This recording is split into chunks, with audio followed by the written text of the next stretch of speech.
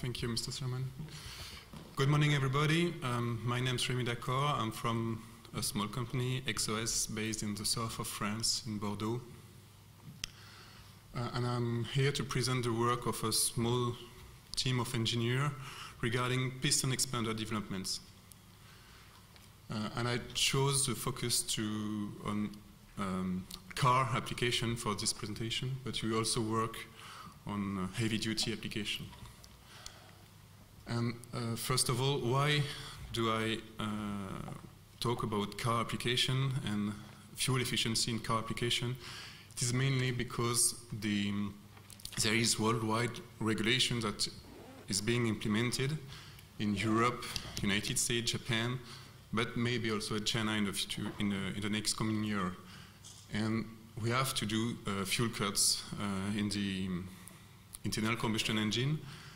And then we may have a look on the energy repartition of the engine. And as the former speaker, Mr. Giedemann, said, there is a lot of energy lost in the exhaust gases. And my point today is to explain you how we can reach 3 to 5% fuel cuts on a diesel engine and maybe up to 8% on petrol engine.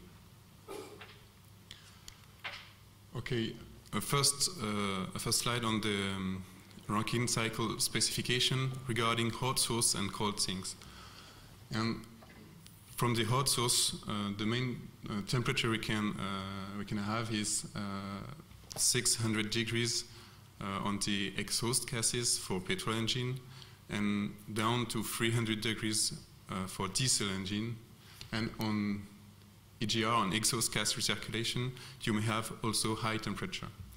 This is the hot source characteristics. And as you can see, there is a risk of fluid and oil or fluid and lubricant decomposition at this temperature. So you need to be very, very careful using organic fluids that may decompose quickly. And you may, for example, limit the operating temperature of such a fluid to less than 200 degrees C. And regarding the cold sinks, it may bring here the major constraints on the Rankine cycle. You have very limited space for cooling the Rankine cycle. You are there is a big issue on the integration of an additional radiator or additional load on the existing radiator.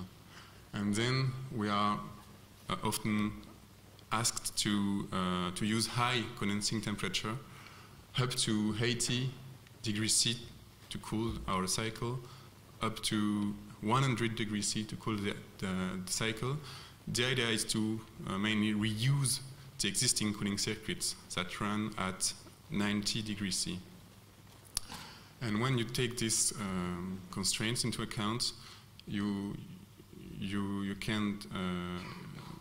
can see that ethanol, water, or mixture of ethanol and water fit best to these constraints. That's why I'm totally agree with the former speaker. And we also look at this fluid first. And the fact is that this fluid, to be fully allowed to use the grid potential of this fluid, you need high expansion ratio on your expansion machine. And that's why we use a piston expander in my company. Sorry.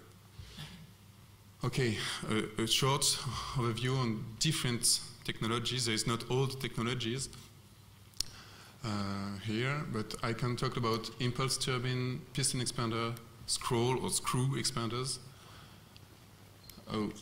There is different works regarding this expander on the different car makers, tier 1 manufacturers, work on different technology of expander. There is impulse turbine that has the great advantage that it can run oil-free, and it's very compact due to its high speed rotation, but high speed also drive, lots of constraints regarding design of the bearings, design of the balancing of this turbine. But the main constraint of turbine is their droplets intolerance. They do not accept droplets, so that you need, with water, for example, you need very high overheating that will limit the maximum pressure, maximum operating pressure. So it is very difficult to design a turbine for water. But for ethanol, which is nearly an isentropic fluid, you can reach good results. There's also volumetric expanders, piston and scroll. As they are volumetric, they are very robust to transient conditions. I mean, they mainly accept droplets, and they are, provided you can vary the speed, the rotational speed of this expander, you can have a very efficient expander at any load. That is very important for highly dynamic hot source like mobile applications. And for piston expander, you can have very high expansion ratio. The interest also of scroll is that it's nearly off the shelf, but you have very limited expansion ratio with a single scroll, provided you can't reach high diameters. And we made a big choice, a strong choice. A few years ago, my company chose to work on an oil-free piston expander. And then, since 5 years ago, we are developing this expander. We first worked on a single cylinder expander that is nearly totally oil-free. It was able to produce 2 electrical kilowatts, and we manufactured 2 prototypes, one for performance assessment, one for endurance tests. Endurance tests because we have we have non-lubricated parts, and we need to assess the wear of these parts. There is only a small chamber of oil to drive the cams of we have 2 pop-up valves on this expander, so we have lubricated cams, and this cam can be removed so that we have an adjustable valve timing. We can test different configuration. Well, this expander was tested since 3 years now, and we have some results. Regarding performance, the effective isentropic effectiveness of this expander reaches 50% on its best configuration. And then we were able to calibrate a very simple 0-dimension model, and we plugged this model on a 2-liter petrol engine map, and we can see that the ratio expander power to ICE power may reach 8% on this zone, 5 to 8%, and that means this zone is the zone that is mainly used for homologation. The homologation points are within this zone. So that's why I can say today that on a petrol engine, a Rankine cycle may reach 5 to 8% fuel cuts. Why fuel cuts? Because this indicator is the simplest indicator to figure out what would be the fuel cuts. And you have then to take into account the positive and negative side effects. Negative would be mass.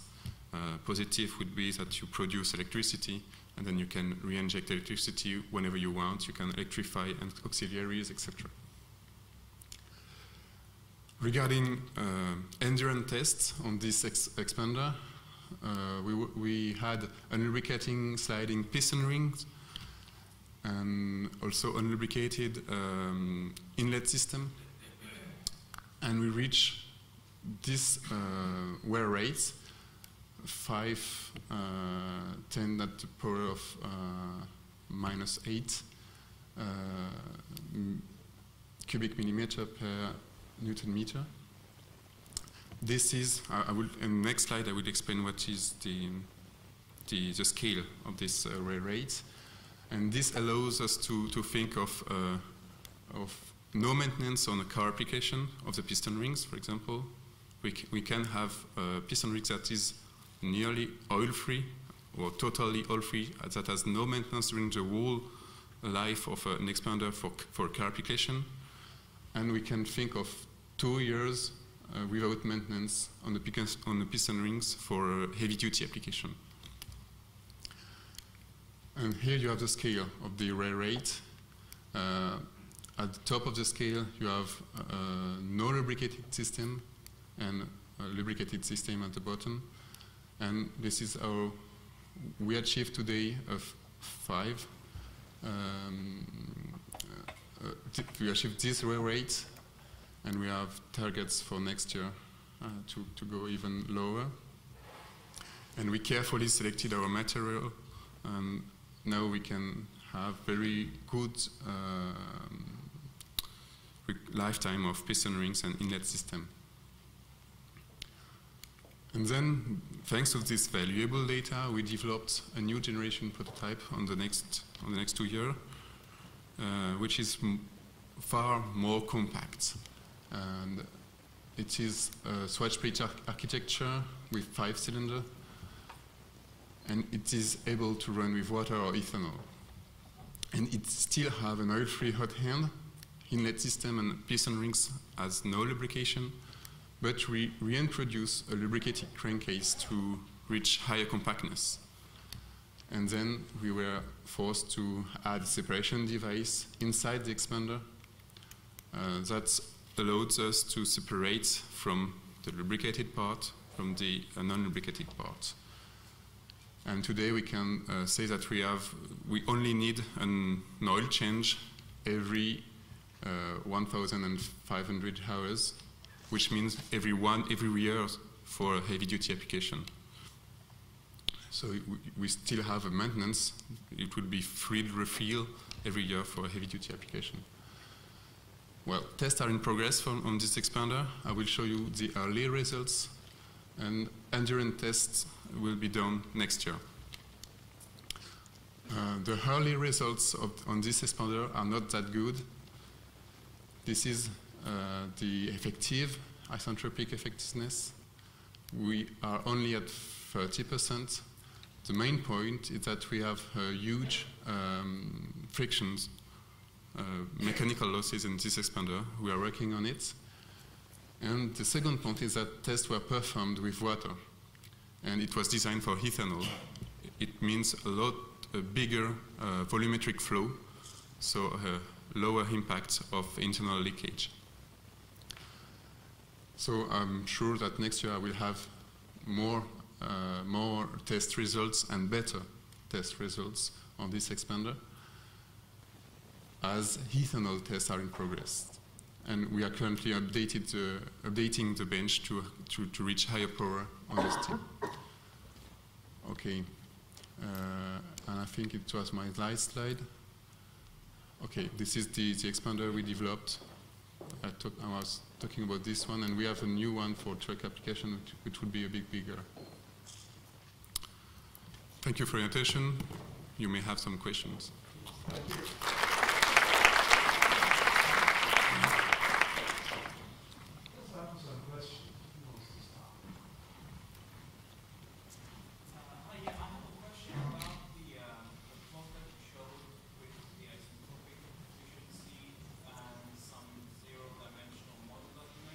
Mm-hmm. Could you tell us a little bit more about that model? So what is contained within it, to a best sort of idea of where those losses are coming from that?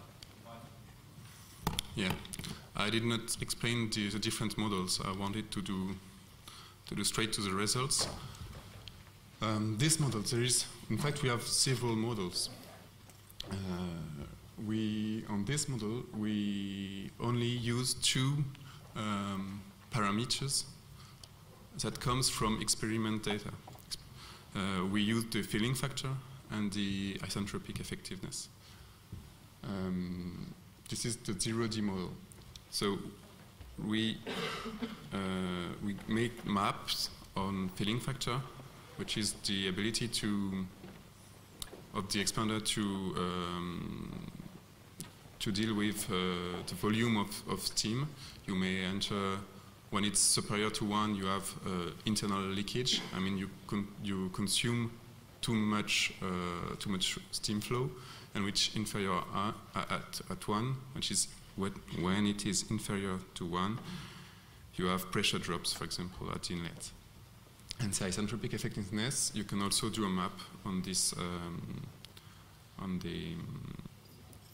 based on the experimental data, which was plotted on this graph. It is first the experimental data, a polynomial fit on the experimental data, but we also did a one-dimensional model, and we tried to figure out what would be the losses, the different losses: internal leakage, heat exchange, and mechanical losses. We made different models, we calibrate these models, and we figure out nearly the same feature. And what was the main impact was the internal leakage, in fact. As we have oil-free system, we have no oil film that helps to the tightness of the only system, for example. And the main losses was internal leakage.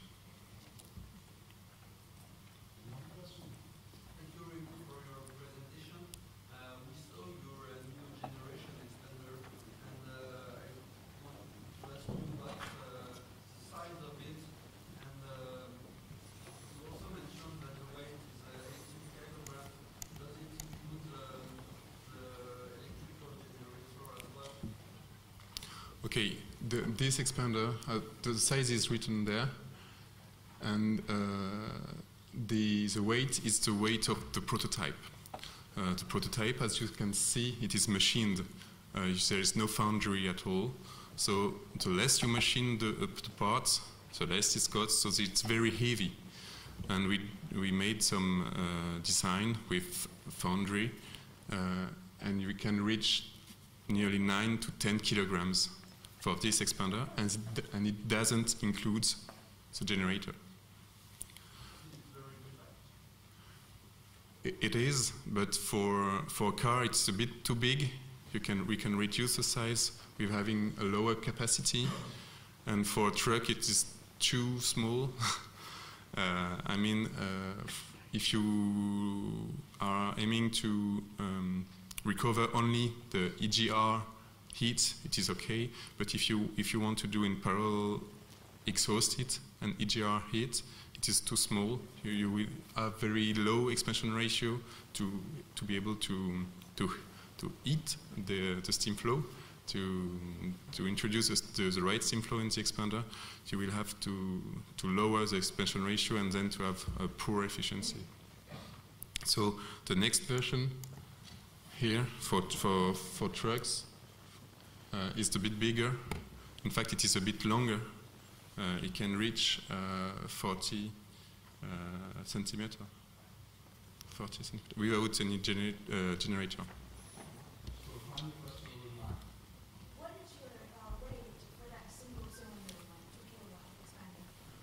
Okay, it's very heavy. It was made for, the weight first, it is 80 kilograms. 80 kilograms. Very, very heavy. It wasn't made for compactness at all. It was made for long lasting. We designed it for 100,000 hours of running to be able to do all the tests we wanted. And we designed it for easy maintenance. For example, in 5 minutes, we can do the maintenance on the piston rings, so that we can, for example, we can remove the piston, check the piston rings, check the wear on the piston rings, and then replace the piston in 5 minutes. It was designed for that, so that we can have very easy assessment of the wear of different parts. But it is very heavy, and another defect on this expander, it has lots of vibrations. As it is single cylinder, there's lots of vibration. So it is not. It's interesting for tests, but not for commercial application at all.